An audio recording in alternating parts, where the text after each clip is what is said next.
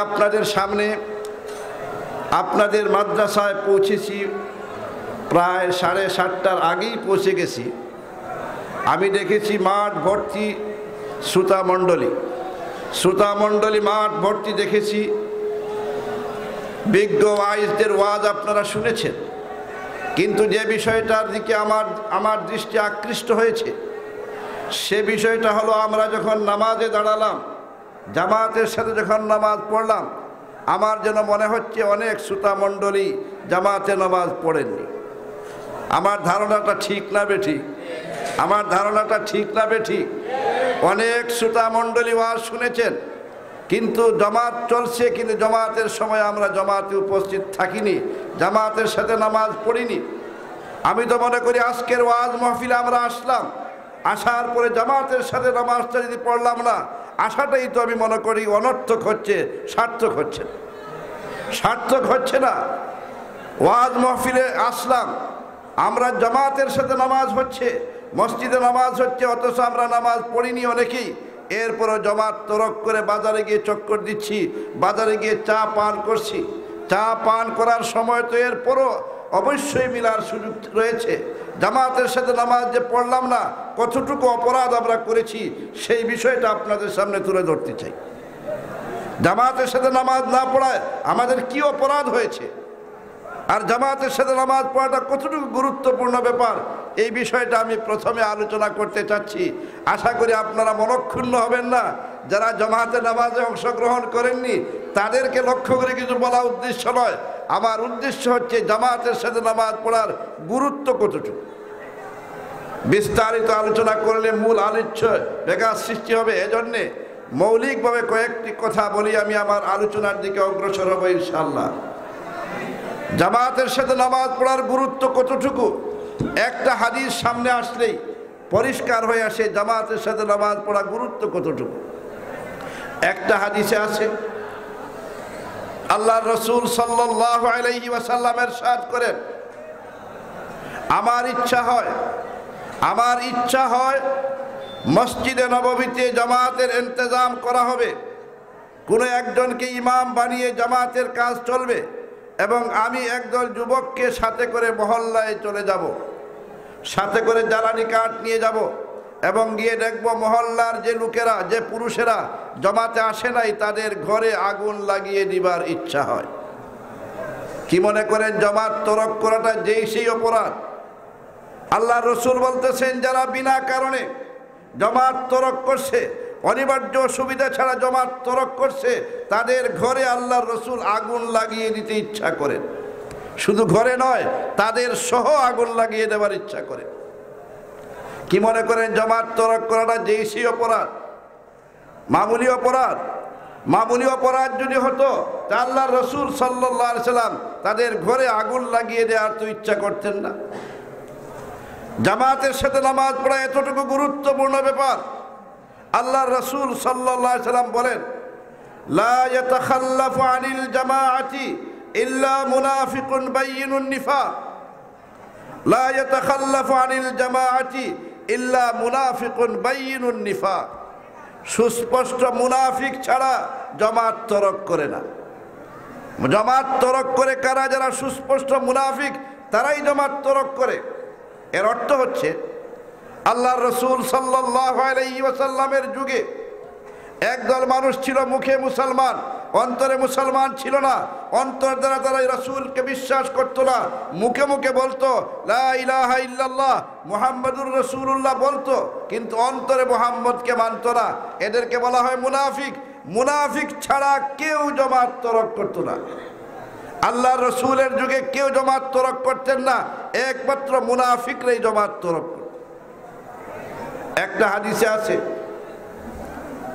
একজন অন্ধ সাহাবী ইবনে উম্মে মাকতুম রাদিয়াল্লাহু তাআলা আনহু, আব্দুল্লাহ ইবনে উম্মে মাকতুম রাদিয়াল্লাহু তাআলা আনহু অথবা আমর ইবনে উম্মে মাকতুম রাদিয়াল্লাহু তাআলা আনহু, একদিন আল্লাহর রাসূল সাল্লাল্লাহু আলাইহি ওয়াসাল্লামের কাছে এসে বললেন, ইয়া রাসূলুল্লাহ, আমি তো অন্ধ সাহাবী, আমি তো অন্ধ ব্যক্তি, আমার জন্য কি জামাত তরক করার অনুমতি আছে? হাল্লি মির রুখসা, হাল্লি মির রুখসাতিন, আমার জন্য জামাত তরক করার কি অনুমতি আছে? আল্লাহর রাসূল সাল্লাল্লাহু আলাইহি সাল্লাম বললেন, হ্যাঁ তোমার জন্য অনুমতি আছে। তুমি যে মাযুর ব্যক্তি, তুমি অন্ধ ব্যক্তি, তোমার জন্য জামাত তরক করার অনুমতি আছে। অনুমতি নিয়ে সাহাবী মসজিদ থেকে বের হচ্ছেন, এরই মাঝে আবার রাসূল তাকে ডাকলেন। আল্লাহর রাসূল সাল্লাল্লাহু আলাইহি সাল্লাম পুনরায় তাকে আহ্বান করলেন, আসো এদিকে। আসার পর জিজ্ঞাসা করলেন, আবু দাউদ শরীফে হাদিস পাওয়া যায়, আল্লাহর রাসূল জিজ্ঞাসা করলেন, তোমাকে তো অনুমতি দিয়েছি ঠিক, তবে আমি জানতে চাচ্ছি হাল তাসমাউন নিদা, হাল তাসমাউন নিদা, তুমি কি মুয়াজ্জিন সাহেবের আজানের আওয়াজ শুনো? হাল তাসমাউন নিদা, মুয়াজ্জিন সাহেবের আজানের আওয়াজ কি তুমি শুনো? মনে হচ্ছে যেন মুহাম্মদুর রাসূলুল্লাহ সাল্লাল্লাহু আলাইহি ওয়াসাল্লাম বুঝতে চাচ্ছেন ওই সাহাবীর ঘরটা কতটুক দূরে, এইটাই যেন বুঝতে চাচ্ছেন। বেশি দূরে হলে তো আওয়াজ গিয়ে পুষবে না, কাছে হলে আওয়াজ পুষবে, কারণ আজান তো মাইকের আজান ছিল না, মুখে মুখে আজান হতো। আল্লাহর রাসূল জিজ্ঞাসা করলেন, হাল তাসমাউন নিদা? তিনি বললেন, নাম ইয়া রাসূলুল্লাহ, হ্যাঁ আজান তো শুনি, মুয়াজ্জিন সাহেবের আজান তো শুনি। আল্লাহর রাসূল বলেন, তাই যদি হয় ফাহাইয়া আলাস সালাত, তোমাকে নামাজে আসতে হবে, তুমি নামাজে আসো, জামাতে আসো। একজন অন্ধ সাহাবী, অবশ্যই তার জামাতে না আসার অনুমতি ছিল, এখনো আছে। অন্ধদের জন্য জামাত তরক করার অনুমতি এখনো অবশ্যই আছে, কিন্তু এরপরেও আল্লাহর রাসূল সাল্লাল্লাহু আলাইহি ওয়াসাল্লাম বলতেছেন, তোমার বাড়ি তো অনেক খুব বেশি দূরে নয়, তুমি কষ্ট করে আসাটাও তোমার জন্য উচিত মনে করি। একজন মাযুর ব্যক্তিকেও আল্লাহর রাসূল সাল্লাল্লাহু আলাইহি ওয়াসাল্লাম জামাতে আসার জন্য বলতেছেন, তাহলে যাদের উজর আপত্তি নাই তাদের জন্য জামাতে নামাজ পড়ার কতটুকু গুরুত্ব আছে বলার অপেক্ষা রাখে না। একটা হাদিসে আছে, আল্লাহ রাসূল তো বলেই দিয়েছেন, লা সালাতা লিজারিল মসজিদ ইল্লা ফিল মসজিদ, মসজিদের প্রতিবেশী যারা হবে বিনা উজরে যদি জামাত তরক করে তার নামাজই হয় না, অর্থাৎ পরিপূর্ণ নামাজই হয় না। লা সালাতা লিজারিল মসজিদ ইল্লা ফিল মসজিদ, পরিপূর্ণ নামাজ হয় না, এটা আমরা ব্যাখ্যা দিতেছি। অন্যথায় সলফে সালিহিনের মাঝে এমন মানুষও দুনিয়াতে গেছেন, এমন ইমাম সাহেবরাও গেছেন যারা বলেছেন জামাত যারা তরক করে, বিনা উজরে জামাত যারা তরক করবে তার নামাজই হবে না, পুনরায় জামাতের সাথে নামাজ পড়তে হবে, এমন কথাও বলেছেন। আমরা অবশ্য এমনটা বলছি না, আমরা বলি জামাত ছাড়া নামাজ পড়লে ফরজ তো আদায় হয়ে যাবে, পরিপূর্ণ নামাজ হবে না। আশা করি এই আলোচনার মাধ্যমে আমাদের বুঝতে অসুবিধা হয় নাই। আমরা যারা সুযোগ থাকা সত্ত্বেও আজকে জামাতে শরিক হই নাই, জামাতে অংশগ্রহণ করিনি, আমরা কতটুকু ভালো কাজ করেছি অবশ্যই আমাদের বুঝতে কোনো অসুবিধা হয় নাই, আশা করি কোনো অসুবিধা হয়েছে। তবে আর একটা কথা এখানে মনে রাখার, এই যে জামাতের এত গুরুত্ব আলোচনা করলাম, জামাতে আসা গুরুত্বপূর্ণ কাজ, এই বলে এই ওয়াজ শুনে যেন আজ থেকে ঘরে গিয়ে আমরা আমাদের মা বোনদেরকেও মসজিদে নিয়ে না আসি, এই দিকেও আপনাদের দৃষ্টি আকর্ষণ করছি। জামাতের সাথে গুরুত্বপূর্ণ নামাজ পড়া গুরুত্বপূর্ণ কাজ। এটা কাদের জন্য? পুরুষদের জন্য, মহিলাদের জন্য নয়, পুরুষদের জন্য। মসজিদ আবাদ করা পুরুষদের কাজ, মহিলাদের কাজ নয়। এই কথাটা আজকে ভালো করে মনে রাখার। আজকের সমাজে, আমাদের বাংলাদেশের সমাজে, বর্তমান সমাজে এক শ্রেণীর মানুষ আমাদের সমাজে তৈরি হয়ে আছেন যারা মহিলাদেরকেও মসজিদে নিয়ে আসতে চাচ্ছেন, মহিলাদেরকেও মসজিদে আসার জন্য দাওয়াত দিচ্ছেন। তারা বলে বেড়ান, আল্লাহর রাসূলের সময় মহিলারা মসজিদে আসতে পারতেন, এখন কেন আসতে পারবেন না? এমন একটা যুক্তি পেশ করে মহিলাদেরকেও মসজিদে নিয়ে আসার জন্য একদল মানুষ অতি তৎপর হয়ে আছেন। জানি না আপনাদের অঞ্চলে আছে কিনা, আমরা লক্ষ্য করি অনেক জায়গায়, শহরেও আমরা লক্ষ্য করছি কিছু মানুষ এমন আছেন যারা মহিলাদেরকে মসজিদে নিয়ে আসতে চাচ্ছে। যুক্তি তো কত সুন্দর যুক্তি যে আল্লাহর রাসূলের যুগে মহিলারা মসজিদে আসতেন, অবশ্যই আসতেন, এতে কোনো সন্দেহ নাই। আল্লাহর রাসূল সাল্লাল্লাহু আলাইহি সাল্লামের যুগে মহিলারা মসজিদে নববীতে এসে নামাজ পড়তেন, এতে কোনো সন্দেহ নাই। এতে কোনো সন্দেহ নাই। আল্লাহর রসুলের যুগে পড়তেন, এবার আপনারা দিবেন না কেন আসতে? স্বাভাবিকভাবে মানুষের কাছে কথাটা বললে খুবই তো সুন্দর যুক্তি, রসুলের সময় যদি মহিলারা আসতে পারতেন তাহলে এখন কেন আসতে পারবেন না? এই বিষয়টা পরিষ্কার হয়ে যাওয়া আমি মনে করি মুনাসিব মনে করি। এই জমাতের গুরুত্ব শুনে যেন আমরা আমাদের মা বোনদেরকে মসজিদে নিয়ে আসার চেষ্টা না করি। মসজিদ আবাদ করা প্রথমে লক্ষ্য করা, মসজিদ আবাদ করা পুরুষদের কাজ, মহিলাদের কাজ নয়। এটা কোরআন থেকে প্রমাণিত, মহাগ্রন্থ আল কোরআন দ্বারা প্রমাণিত। মসজিদ আবাদ করা পুরুষদের কাজ, মহিলাদের কাজ নয়। মহাগ্রন্থ আল কোরআনে আল্লাহ তাআলা মসজিদের প্রসঙ্গ নিয়ে আলোচনা করেছেন। আল্লাহর ঘর বাইতুল্লাহর প্রসঙ্গ নিয়ে, আল্লাহর ঘর সমূহের প্রসঙ্গ নিয়ে আলোচনা করে বলেছেন, ইউসাব্বিহু ফীহা বিল গুদুবি ওয়াল আসাল রিজালুন লা তুলহিহিম তিজারা। আল্লাহর ঘর মসজিদ সম্পর্কে আলোচনা করেছেন আল্লাহ, ফি বুয়ুতিন আযিনাল্লাহু আন তুরফা ওয়া ইউযকারা ফীহা ইসমুহু। এরপর বলতেছেন ইউসাব্বিহু ফীহা বিল গুদুবি ওয়াল আসাল। এই আল্লাহর ঘর সমূহে সকাল সন্ধ্যা আল্লাহর গুণগান করেন, তাসবিহ তাহলিল করেন, ইবাদত বন্দেগী করেন। কারা করেন? আল্লাহ বলতেছেন রিজালুন, পুরুষরা। মহিলাদের কথা বলতেছেন না, বলতেছেন পুরুষরা মসজিদে সকাল সন্ধ্যা ইবাদত বন্দেগী করেন। মসজিদ আবাদ করেন কারা? পুরুষরা। মুফাসসিরিনে কেরাম লিখেছেন, এই আয়াতের ব্যাখ্যায় মুফাসসিরিনে কেরাম লিখেছেন, ইমাম কুরতুবী রহমতুল্লাহ আলাইহি পরিষ্কার লিখেছেন, এই আয়াত থেকে পরিষ্কার বুঝে আসতেছে মসজিদ আবাদ করা পুরুষদের কাজ, মহিলাদের কাজ নয়। মহিলারা মসজিদ আবাদ করবে এটা মহিলাদের দায়িত্ব নয়, মহিলাদের কাজই নয়। পুরুষদের কাজ হলো মসজিদ আবাদ করা, মহিলাদের নয়। আল্লাহর রাসূল সাল্লাল্লাহু আলাইহি ওয়াসাল্লাম যে হাদিসটা আপনাদের সামনে আলোচনা করেছি, যে আল্লাহর রাসূল ইচ্ছা করেন যারা মসজিদে আসতেছে না তাদের ঘরে আগুন লাগিয়ে দিতেন। এই হাদিসেরই একটা বিবরণে পাওয়া যায়, হযরত আবু হুরায়রা রাদিয়াল্লাহু তাআলা আনহু থেকে বিবরণ পাওয়া যায়, সহিহ ইবনে হিব্বানের বিবরণে পাওয়া যায়। আল্লাহর রাসূল সাল্লাল্লাহু আলাইহি সাল্লাম বলেন, আমার তো ইচ্ছা হয় যারা মসজিদে আসতেছে না তাদের ঘরে তাদের সহ আগুন লাগিয়ে দিবার ইচ্ছা হয়, কিন্তু একটা কারণে শুধু আগুন লাগাচ্ছি না, আর না হয় তাদের ঘরে আগুন লাগিয়ে তাদের সহ ঘর জ্বালিয়ে ছারখার করে দিতাম। কিন্তু একটা কারণ কি?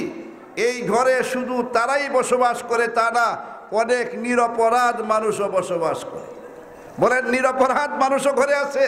এই ঘরে শুধু তারা তো না, অপরাধী ছাড়া নিরপরাধ মানুষরাও আছে। নিরপরাধ মানুষদের খাতিরেই তাদের ঘরে আগুন লাগাচ্ছি না। নিরপরাধ কারা? আল্লাহর রাসূল বলেছেন লাউলান নিসাউ ওয়াজ যুররিয়া, লাউলান নিসাউ ওয়াজ যুররিয়া, এই ঘর সমূহে মহিলারা এবং শিশুরা যদি না থাকতো তাহলে তাদের ঘরে আগুন লাগিয়ে জ্বালিয়ে ছারখার করে দিতাম। কি বোঝা যাচ্ছে হাদিস দ্বারা? জমাতে আসা মহিলাদের দায়িত্ব শিশুদের দায়িত্ব না, পুরুষদের দায়িত্ব, প্রাপ্তবয়স্ক পুরুষদের দায়িত্ব, অন্যদের দায়িত্ব নয় জমাতে আসা। বরং আল্লাহর রাসূল সাল্লাল্লাহু আলাইহি ওয়াসাল্লামের সময় মহিলারা মসজিদে এসেছেন ঠিক, এতে কোনো সন্দেহ নাই। আল্লাহর রাসূল অনুমতি দিয়েছেন ঠিক, সাথে সাথে মহিলাদেরকে মসজিদে না এসে ঘরে নামাজ পড়ার জন্য উৎসাহিত করেছে। বলেছেন তোমাদের জন্য ঘরে নামাজ পড়া ভালো। উম্মে হুমায়দ রাদিয়াল্লাহু তাআলা আনহা, এক সাহাবী, মহিলা সাহাবী উম্মে হুমায়দ রাদিয়াল্লাহু তাআলা আনহা। উম্মে হুমায়দ মানে হুমায়দের মা, ছেলের নাম ছিল হুমায়দ, এজন্য তাকে বলা হতো উম্মে হুমায়দ।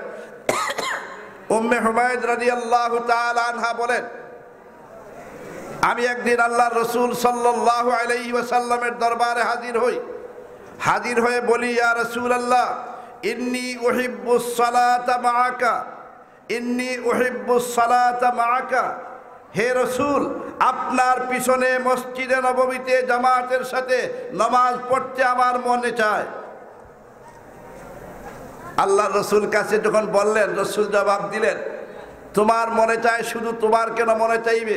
আমার উম্মত হিসাবে প্রত্যেকেরই তো মনে চাওয়ার কথা, আমার উম্মত যারাই হবে তাদেরই তো মনে চাওয়ার কথা আমার সাথে মসজিদে নববীতে নামাজ পড়বে।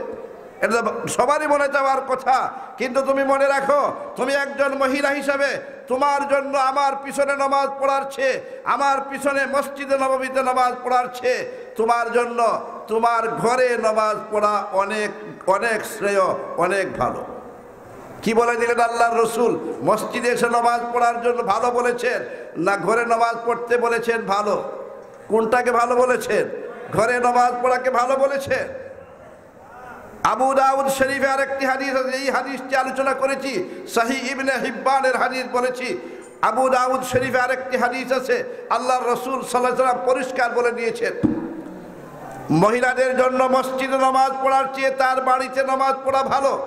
আবার বলেন, বাড়িতে বড় কামরার চেয়ে ছোট্ট কামরায় নামাজ পড়া আরো ভালো। কি বললেন আল্লাহর রসুল? যত নির্জনে হবে, একাকী হবে, যত পর্দা করে পড়বে তাদের জন্য তত বেশি ভালো কাজ হবে। তাহলে মহিলাদের মসজিদে আসা ভালো না ঘরে নামাজ পড়া ভালো? কি বলেন আপনারা? এতক্ষণের আলোচনা থেকে আমরা কি বুঝলাম? আল্লাহর রসুল সাল্লাল্লাহু আলাইহি ওয়াসাল্লাম অনুমতি দিয়েছেন ঠিক, কিন্তু অপরদিকে তো উৎসাহিত করতেছেন ঘরে নামাজ পড়ার জন্য। তাহলে মহিলাদের জন্য ঘরে নামাজ পড়া ভালো না মসজিদে নামাজ পড়া ভালো? এবার আমি জিজ্ঞাসা করি, একদল বন্ধু বলে বেড়ান যে ভারতের মুসলমানরা, ভারতের হুজুররা, বাংলাদেশের হুজুররা, পাকিস্তানের হুজুররা, ইন্ডিয়ার হুজুররা মহিলাদেরকে মসজিদে আসতে দিচ্ছেন না, মহিলাদের অধিকার খর্ব করছে।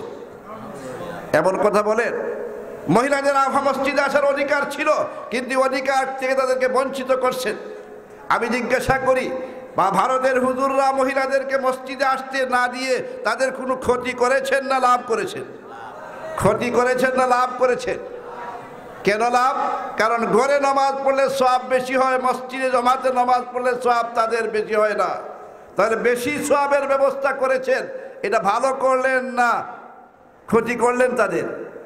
তাহলে যারা মসজিদে নিয়ে আসতে চাইতেছেন এরা মহিলাদের জন্য শুভাকাঙ্ক্ষী না মহিলাদের ক্ষতি করার ইচ্ছা করছেন? মহিলাদের ক্ষতি করারই তো ইচ্ছা করছেন। মহিলাদের নামাজ ঘরে পড়লে সওয়াব বেশি হবে, এদেরকে মসজিদে নিয়ে আসার কি ফায়দা, কি সার্থকতা আছে? এদের ক্ষতি করার কি সার্থকতা আছে? এরা যারা মহিলাদেরকে মসজিদে নিয়ে আসার চেষ্টা করছেন এরা মহিলাদের শুভাকাঙ্ক্ষী, খায়ের খা, হিতাকাঙ্ক্ষী না তাদের ক্ষতির দিকটাকে অগ্রাধিকার দিচ্ছে? কি বলেন আপনারা? তাদের হিতাকাঙ্ক্ষী না তাদের ক্ষতি করছেন? ক্ষতি করাটা বুদ্ধিমানের কাজ না লাভ করাটা বুদ্ধিমানের কাজ? বাংলাদেশের হুজুররা যদি মহিলাদেরকে বলেন আপনারা আসবেন না মসজিদে, এতে তাদের কোনো ক্ষতি না লাভ হচ্ছে? ভালো করে মনে রাখবেন, মহিলাদের জন্য আপনার গ্রামের মসজিদে এসে নামাজ পড়লে যেভাবে সব বেশি হবে না, অনুরূপভাবে মসজিদের মহিলারা বাইতুল্লাহ শরীফ, মসজিদে হারামে, মসজিদে নববী গিয়ে পড়লেও সব বেশি হবে না।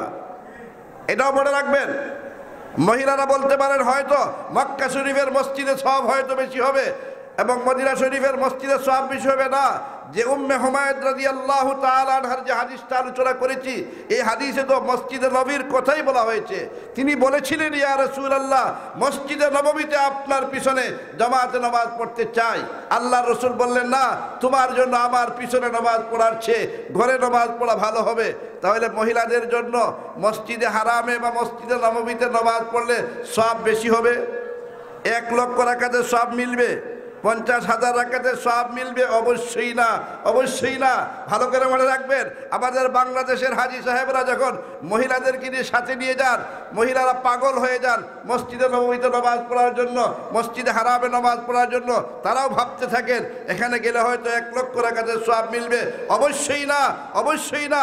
মসজিদে হারামে, মসজিদে নববীতে 1 লক্ষ রাকাতের সওয়াব, 50,000 রাকাতের সওয়াব মিলবে শুধু পুরুষদের ব্যাপারে, মহিলাদের ব্যাপারে নয়। মহিলারা মসজিদে হারামে গিয়ে না গিয়েও যদি তার হোটেলে নামাজ পড়ে, মহিলারা মসজিদে নববীতে গিয়ে যদি না গিয়ে যদি তার ঘরে নামাজ পড়ে, তার হোটেলে নামাজ পড়ে, সওয়াব বেশি হবে। ভালো করে কথাগুলো বোঝাতে পারছি কিনা আল্লাহই জানে। কথাটা বোঝাতে পারছি? কেন বলছি? আজকাল আমাদের সমাজে একদল বন্ধু তৈরি হয়ে আছেন, মহিলাদেরকে মসজিদে নিয়ে আসতে চাচ্ছেন। আমি তো মনে করি যারা মহিলাদেরকে মসজিদে নিয়ে আসার চেষ্টা করছেন, এটা আসলে মহিলাদের যে একদিকে ক্ষতি তো করছেনই, মহিলাদের লাভের দিকটাকে বাদ দিয়া ক্ষতির দিকে মহিলাদেরকে নিয়ে আসতেছেন। সাথে সাথে আরও একটা আমার মনে হয় তাদের ইচ্ছা না থাকলেও আরো একটা এজেন্ডা বাস্তবায়ন হচ্ছে ইহুদ খ্রিস্টানদের। কথাটার ব্যাখ্যা হইল, অমুসলমানরা মুসলমান নারীদেরকে ঘরের বাইরে নিয়ে যাওয়ার এজেন্ডা অনেক আগেই তৈরি করেছে। মহিলাদের জন্য পর্দা হচ্ছে তাদের শোভা, পর্দা হচ্ছে তাদের ইজ্জতের ব্যবস্থা, পর্দা হচ্ছে তাদের সম্মানের চাবিকাঠি। কিন্তু মহিলাদেরকে নারী স্বাধীনতার নামে মহিলাদেরকে মুসলমান নারীদেরকে ঘরের বাইরে নিয়ে আসার এজেন্ডা তারা তৈরি করেছে অনেক আগেই ইহুদ খ্রিস্টানরা। তাদের মহিলারাও ঘরের বাইরে আছে, তাদের মহিলাদের মতো আমাদের নারী মহিলাদেরকেও তাদের মতো বানিয়ে নেওয়ার এজেন্ডা বাস্তবায়ন করে বহুলাংশে তারা সফল হয়ে গেছে। আমাদের মুসলমান নারীরাও আজ সমাজে পুরুষের কাঁধে কাঁধে কাঁধ মিলিয়ে নারী স্বাধীনতার নামে কাজ করে যাচ্ছে। এরপর আলহামদুলিল্লাহ সুম্মা আলহামদুলিল্লাহ, এখনো একদল মহিলা আছেন যারা ঘরের বাইরে যেতে রাজি নন। আছেন কিনা? পর্দানিসীন মহিলা এখনো আছেন কিনা? নিজের ঘরের বাইরে যেতে তারা রাজি না। এমন মহিলা আলহামদুলিল্লাহ সুম্মা আলহামদুলিল্লাহ আছেন। এদেরকে যদি অন্য কোনো তরিকায় ঘরের বাইরে আনতে চান কিছুতেই সম্ভব হবে না। এদেরকে যদি জমাতের লোভ দেখানো হয়, জমাতের সাথে চলো মসজিদে গিয়ে নামাজ পড়ো, জমাতে নামাজ পড়ার প্রলোভন দিয়ে এদেরকে যেন মসজিদের ঘরের বাইরে নিয়ে আসার একটা পায়ে তারা চলছে আমার মনে হচ্ছে। এজন্য আমাদের সতর্ক থাকা দরকার। ভারতের মুসলমানরা যেভাবে, ভারতের মহিলারা যেভাবে ঘরের ভিতরে নামাজ পড়তেছেন, এখনো যেন তারা ঘরের ভিতরেই নামাজ পড়েন। এদেরকে যেন ঘরের বাইরে নিয়ে আসার আমরা চেষ্টা না করি। এতে মহিলাদের লাভ হবে না, ক্ষতি ছাড়া লাভ হবে না। না লাভ হবে মনে করেন? লাভ হবে না। ইজ্জত সম্মান বুলন্ডিত হওয়ার সমূহ আশঙ্কা রয়েছে। এছাড়া সওয়াবের দিক দিয়ে তো তারা ক্ষতির সম্মুখীন হয়ে যাবেন। এজন্য আমরা যেভাবে আমাদের মা বোনেরা ঘরে নামাজ পড়ে আসতেছেন, এখনো যেন তারা ঘরেই নামাজ পড়েন। তবে আরো একটা বিষয়ের দিকে আপনাদের দৃষ্টি আকর্ষণ করতে হচ্ছে। সমস্যায় পড়ি আমরা অনেক সময়। মহিলাদেরকে নিয়ে যখন বাইরে কোনো রাস্তায় শহরে গেলাম, এখান থেকে মনে করুন কোনো মহিলাকে নিয়ে গেছেন আপনি সিলেটে ডাক্তার দেখাতে, ফিরত আসতে সময় আসরের সময় হয়ে গেছে, আপনি চলে গেছেন মসজিদে, মহিলাকে গাড়িতে রেখে গেছেন। এটা কতটুকু ঠিক করছেন তাও চিন্তার বিষয়। আমাদের একটা ধারণা হয়ে গেছে অনেকের যে মহিলারা মসজিদে ঢুকেই মনে হয় ঠিক না, মহিলারা মসজিদে ঢুকেই মনে হয় ঠিক না। এমন একটা ধারণা আমাদের সমাজের অনেক মুসলমানের। এই ধারণাটা নিতান্ত ভুল একটা ধারণা। মহিলারা মসজিদে ঢুকা নিষেধ নয়, মসজিদে গিয়ে নামাজ পড়াও তাদের জন্য নিষেধ নয়। প্রয়োজন যখন দেখা দিবে আপনি মসজিদে গিয়ে নামাজ পড়ছেন, আপনার স্ত্রী আপনার সাথে নামাজ কাজা করছে, আপনি নামাজের জন্য তাকে মসজিদে নিয়ে যাচ্ছেন না, আল্লাহর কাছে আপনাকে জবাবদিহি করতে হবে। আল্লাহর কাছে আপনাকে জবাবদিহি করতে হবে। মসজিদে যাওয়া তো তাদের জন্য নিষেধ ছিল না, তাকে মসজিদে নিয়ে গিয়ে এক কোনায় নামাজ আপনি পড়ালেন না কেন? মহিলারাও মনে করে বসেছেন মসজিদে ঢুকেই মনে হয় ঠিক না। অনেক সময় অবাক হয়ে মানুষ তাকায়। কয়েক বছর আগে আমার ব্যক্তিগত ঘটনা বলছি। আমি আমার বাড়ি সুনামগঞ্জের ভাটি, সুনামগঞ্জে নৌকার দেশ, নৌকায় চলাফেরা করতে হয় এক সময়। এখন অবশ্য রাস্তাঘাট আলহামদুলিল্লাহ প্রচুর হয়ে গেছে। সুনামগঞ্জ শহর থেকে নৌকায় যাচ্ছি, নৌকায় জোহরের নামাজ পড়েই রওনা হয়েছি। অনেক দূরে নৌকা নদী পথে যাচ্ছি, আসরের ওয়াক্ত যায় অবস্থা। এখন কি করা যায়? আমি একটা বাজারে গিয়া রাস্তার কাছেই, বাজারের নদীর কাছে একটা মসজিদে চলে গেলাম। সাথে মহিলারাও ছিলেন, তাদেরকেও নিয়ে গেলাম, তারাও নামাজ পড়লেন। কিন্তু দেখলাম অবাক হয়ে বাজারের লোকেরা তাকাচ্ছে যে হুজুরিটা কি করলেন, মহিলাদেরকে মসজিদে নিয়ে গেলেন। অবাক হয়ে মানুষ তাকাচ্ছে।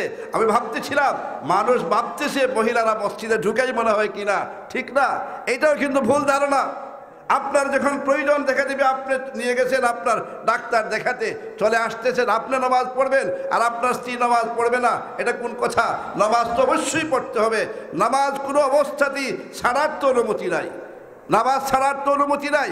আপনি তাকে মসজিদে নিয়ে গিয়ে নামাজের ব্যবস্থা করবেন, অন্যথায় আপনাকে কিয়ামতের দিন হয়তো জবাবদিহি করতে হবে যে তুমি নামাজ পড়ছিলে, তোমার স্ত্রীকে কেন নামাজ পড়ালে না? নামাজ পড়ানোর ব্যবস্থা তো ছিল, পড়ালে না কেন? এইটাও যেন আমরা মনে না করি মসজিদে মহিলারা ঢুকা বলা ঠিক না, এমনটা যেন অবশ্যই আমরা কি না করি, মনে না করি। প্রয়োজনে যেন আমরা মহিলাদেরকেও মসজিদে নিয়ে তার নামাজের ব্যবস্থা করি। পার্শ্বে কোনো বাড়ি যদি থাকে ভালো কথা, না থাকলে মসজিদে ওযু করে মসজিদে নামাজের ব্যবস্থা করব। পর্দার সাথে নামাজ পড়বে, বুরকা পরিহিত অবস্থায় নামাজ পড়বে, আপত্তির তো কিছু নয়। সাহাবায়ে কেরাম তো মহিলারা মসজিদে নামাজ তো পড়েছিলেন। সে যাই হোক, আমি বলেছিলাম যে বিষয়টাই আপনাদের সামনে আলোচনার জন্য মনস্থির করেছি, এর পূর্বে একটা বিষয় আলোচনা আমি জরুরি সঙ্গত মনে করেছি, কারণটাও বলেছি। আমি দেখেছি মাঠ ভর্তি মুসলমান, কিন্তু জমাতের সময় আমার তো আন্দাজ হচ্ছে 4 ভাগের 1 ভাগ হয়তো জমাতে শরীক হননি। বাকিরা কোথায় চলে গিয়েছিলেন? হয়তো চা খাওয়ায় গেছেন, পান খাওয়ায় গেছেন, গফ গুজারিতে গেছেন, জমাত তরক করছেন। এটা আমি মনে করি আগামীতে যেন আমরা এই দিকে খেয়াল করি। জমাতের সময় জমাতের সাথে নামাজ পড়ার জন্য আমরা খেয়াল করি। জামাতের সাথে নামাজ পড়লে কথায় কথা আসে, জামাতের সাথে নামাজ পড়লে আমরা পুরুষরা জামাতে নামাজ পড়লে ফায়দাটা কী হবে জানেন? গুরুত্ব তো আছেই, গুরুত্ব আছে, সাথে একটা ফায়দাও আছে, বিরাট ফায়দা। ফায়দাটা হইল যে পুরুষেরা একসাথে জামাতে নামাজ পড়বে, একজনের নামাজ যদি আল্লাহর কাছে কবুল হয়ে যায়, এর ওসিলায় আল্লাহ সবার নামাজকে কবুল করে নেবেন। একজনের নামাজ আল্লাহ ফেরত দিবেন না। আমরা তো আশা করি একটা মসজিদে যদি 100 জন মুসল্লি হয়, একজন মুসল্লিও তো এমন হবে যে মুসল্লির নামাজ আল্লাহর কাছে কবুল হওয়ার মতো। এই মুসল্লির নামাজটা যদি আল্লাহর কাছে কবুল হয়ে যায়, এর ওসিলায় আমরা যারা জমাতে শরীক থাকবো সবার নামাজ কবুল হয়ে যাবে। একজনের নামাজ যদি সহি হয় আর বাকি আমাদের নামাজ ত্রুটিপূর্ণ হয়, এই নামাজগুলো আল্লাহ কবুল করে নেবেন, ফেরত দিবেন না। এইটা জমাতের বিরাট একটা ফায়দা, জমাতের বিরাট একটা ফায়দা। আপনি মনে করুন দিনারপুর বাজার, এই যে বাজার দেবপাড়া বাজার না কি বাজার, এই বাজারে একজন ব্যবসায়ী 1 টুকরি কমলা নিয়ে বসেছে। একটা মাসআলা বলি, এক টুকরি কমলা নিয়ে বসেছে। আপনি গিয়ে বললেন ভাই এই 1 টুকরি কমলার দাম কত? একসাথে 1 টুকরি কমলা আপনি খরিদ করে নিলেন। কতটা আছে না আছে কিছু দেখতেছেন না, সবগুলো খরিদ করে নিয়েছে। খরিদ করে নিয়ে আসার পর আপনি যখন ঘরে নিয়ে আসলেন, দেখেন যে এই কমলার মাঝে তো অনেক কমলা এমন আছে যেটা ব্যবহার করার মতো না, পচা। অনেক কমলা পচা আছে। আপনি খরিদ করেছেন 1 টুকরি কমলা, পচা কমলা তো আপনি খরিদ করেন নাই, আপনি তো ভালো কমলাই খরিদ করেছেন। সবগুলো যেহেতু দেখতে পারেন নাই, না দেখে খরিদ করেছেন, আপনি অবশ্যই ঠকা খেয়েছেন। এখন কি আপনার কি কোনো সুযোগ সুবিধা এখানে আছে কি? মাসআলা কি বলে এই ব্যাপারে? মাসআলা হইল, আপনি যদি ইচ্ছা করেন সবগুলো কমলা একসাথে বিক্রেতার কাছে ফেরত দিয়ে দিবেন, নেন ভাই আপনার সব কমলাগুলো নিয়ে যান, আমার পয়সাটা ফেরত দিয়ে দেন, এই অধিকার আপনার আছে। এই অধিকারটা আপনার আছে, সবগুলো ফেরত দিয়ে দিবেন আর পয়সাগুলো ফেরত নিয়ে আসবেন, এই অধিকার আপনার আছে। শুধু কমলা না, যে কোনো মাল একসাথে যে খরিদ করেন, কিছু এমন হয় যেটা দোষী, সবগুলো আপনি ফেরত দিয়ে দিতে পারেন, পয়সা নিয়ে আনবেন। কিন্তু এই সুযোগ আপনার হাতে নাই যে ভালোগুলো রাখবেন আর পচাগুলো ফেরত দিবেন আর পচাগুলোর মূল্য ফেরত নিয়ে আসবেন, এই অধিকার আপনার নাই। হয়তো সবগুলোই রাখতে হবে আর না হয় সবগুলো ফেরত দিবেন। ভালোগুলো রাখবেন, পচাগুলো ফেরত দিবেন, এই সুযোগ আপনার হাতে নাই। মাসআলাটা বুঝাতে পারছি কিনা? মাসআলাটা বুঝতে পারছেন? 1 টুকরি কমলা খরিদ করেছেন। এবার মাসআলা হইল, পচা যদি থাকে আপনি হয় সবগুলো রাখবেন আর না হয় সবগুলো ফেরত দিবেন। তৃতীয় ব্যবস্থা যে ভালোগুলো রাখবেন, পচাগুলো ফেরত দিবেন, এই সুযোগ আপনার নাই। এবার মনে করুন আমরা 100 জন মুসল্লি একসাথে নামাজ পড়লাম জামাতের সাথে। আমার ধারণা মতে আমাদের যে নামাজের অবস্থা, আমাদের বেশিরভাগ নামাজই হবে ত্রুটিপূর্ণ, পচা বলা যেতে পারে, ত্রুটিপূর্ণ নামাজ হবে। একজন মুসল্লি হয়তো এমন আছেন যার নামাজটা ঠিকঠাক মতো হয়েছে। সবগুলো নামাজ আল্লাহর দরবারে পেশ করলাম, এক বস্তার ভিতরে মনে করে একটা কথার কথা বলছি, একসাথে সবগুলো পেশ করলাম আল্লাহর দরবারে। এবার আল্লাহর কাছে যাওয়ার পর দেখলেন এখানে তো নামাজ, অনেকগুলো নামাজ নষ্ট, কিছু নামাজ ভালো, কিছু নামাজ নষ্ট। এখন কি করবেন? মাসআলা কি বলে? আল্লাহ কি করবেন? হয়তো সবগুলো ফেরত দিবেন, আর না হয় সবগুলো রাখবেন। মাসআলা তো এটাই বলে। মাসআলা বলে আল্লাহ হয়তো সবগুলো রাখবেন, আর না হয় সবগুলো ফেরত দিয়ে দিবেন, একটা কবুল করবেন না। কিন্তু আমরা আল্লাহ আরহামুর রাহিমিন, আল্লাহ আরহামুর রাহিমিন হিসাবে আমরা মনে করি আমার পোষা নামাজের কারণে ভালো নামাজকে আল্লাহ ফেরত দিবেন না, বরং আরহামুর রাহিমিন হিসাবে মনে করি আমার নামাজ পোষা হতে পারে, কিন্তু এক মুসাল্লির নামাজটা তো সহি, এই নামাজটা আল্লাহ কবুল করে নেবেন। এবার এইটা যখন কবুল করবেন, বাকিগুলো তো ফেরত দেওয়ার কোনো সুযোগ নাই। মাসআলা তো হলো রাখলে সবগুলো রাখবেন, নাহলে ফেরত দিলে সবগুলো দিবেন, একটা রাখবেন একটা ফেরত দিবেন, এই সুযোগ তো নাই। সেই হিসাবে আমরা বলি জামাতের সাথে নামাজ পড়লে একজন মুসাল্লির নামাজ যদি আল্লাহর কাছে কবুল হওয়ার মতো হয়ে যায়, এর উসিলায় আল্লাহ সবার নামাজকে কবুল করে নেবে। কথা বুঝাইতে পারছি কিনা? নামাজ সম্পর্কে কথা চলছিল, আসলে মনে পড়ে গেছে আরো কিছু দু একটি কথা, নামাজের গুরুত্বপূর্ণ কয়েকটি কথা। আমরা নামাজ পড়ি, আসলে উদ্দেশ্য ভিন্ন ছিল আমার, কিন্তু কথাগুলো আশা করি উপকার থেকে খালি হবে না। এমন কিছু মাসআলা যেগুলো আমরা সাধারণত আলোচনা আসে না, এমন কিছু কথা যেগুলো নামাজ পড়ি আমরা, কিন্তু সাধারণত আমরা আলোচনা করি না। এজন্য আমার মনে হচ্ছে নামাজের দু একটি মাসআলা আপনাদের সামনে আলোচনা করি। একটা গুরুত্বপূর্ণ মাসআলা, খুবই গুরুত্বপূর্ণ। আমি অনেক সময় বলি যে আমরা অনেকেই নামাজ পড়ি, কিন্তু নামাজ পড়েও আমরা বেনামাজি। নামাজ পড়েও আমরা বেনামাজি, এর অর্থ হচ্ছে নামাজ পড়ছি কিন্তু নামাজ হচ্ছে না। নামাজ যদি শুদ্ধ না হয় তাহলে তো নামাজ পড়েও আমরা বেনামাজি কিনা, কি বলেন? নামাজ পড়লাম কিন্তু নামাজ হইল না, সে পড়েও তো আমরা বেনামাজি। অনেক সময় আমি প্রায়ই বলি, আমাদের মাদ্রাসার ছাত্রদেরকেও লক্ষ্য করে অনেক সময় বলি, বিভিন্ন জমাতেও বলি যে নামাজ পড়েও আমরা বেনামাজি। এটা কিভাবে? নামাজ কিসের নাম প্রথমে বোঝার চেষ্টা করি। নামাজ হচ্ছে কিছু কাজ করার, কিছু পড়া এবং করা, দুইটার সমষ্টির নাম নামাজ।